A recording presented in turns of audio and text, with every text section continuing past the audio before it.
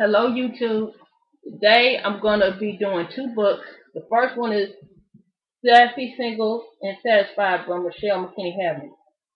This book is good for women who feel down on themselves for not having a man. I like that in this book her main purpose is to tell you, you have a purpose outside of a man and that's not to be all the end all. Basically she talks about enjoying single life because once you get married, your focus is your husband and your kids. Okay, you don't have time for yourself like you used to.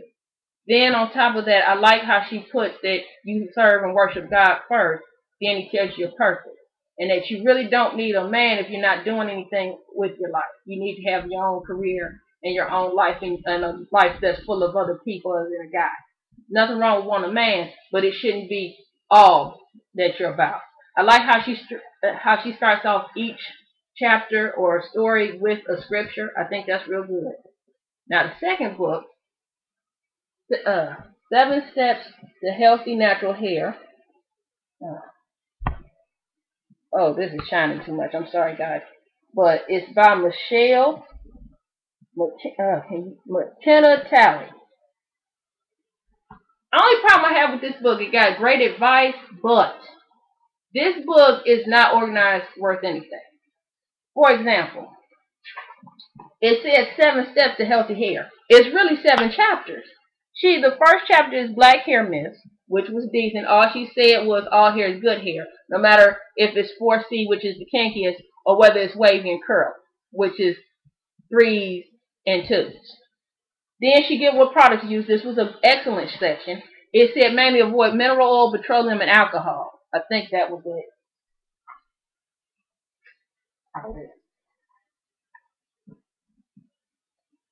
Yes.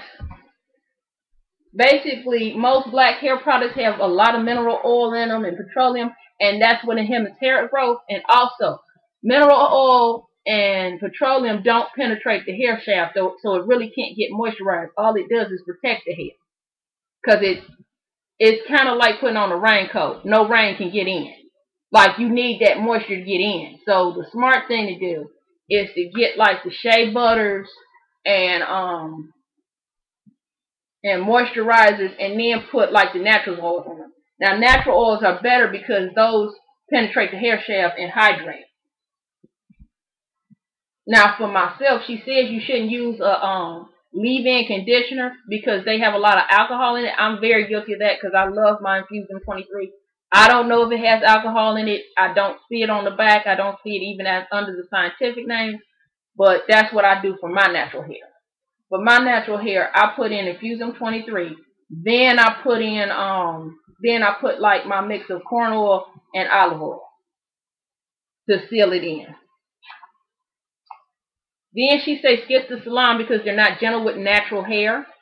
Because they pull on it, they use those little combs, and everybody with natural hair know that's not good for the hair because it's real fragile. You gotta be gentle with it. You gotta use like wide tooth combs and picks.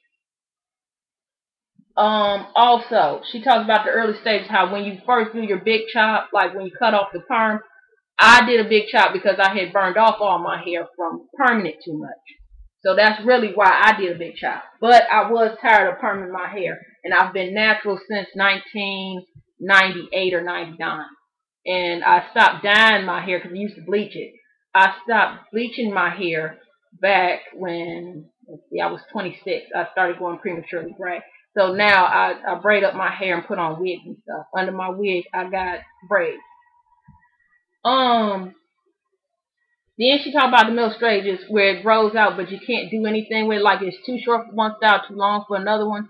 And she shows a few pictures of what she did to combat that. Let me see, guys.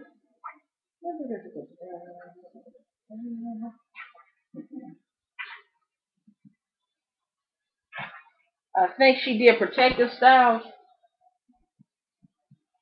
where like cornrows like I'm doing, and the twist out where you braid up your hair, then you unbraid it and let it go. I think that helps a little bit. There we go. Now we're cooking with gas. There we go.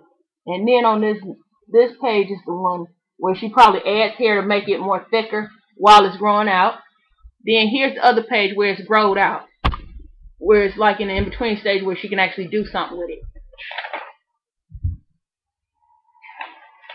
She says it took 5 years for her hair to grow out where it's like this, for her hair to grow out like this where it looks great and she can do more with it.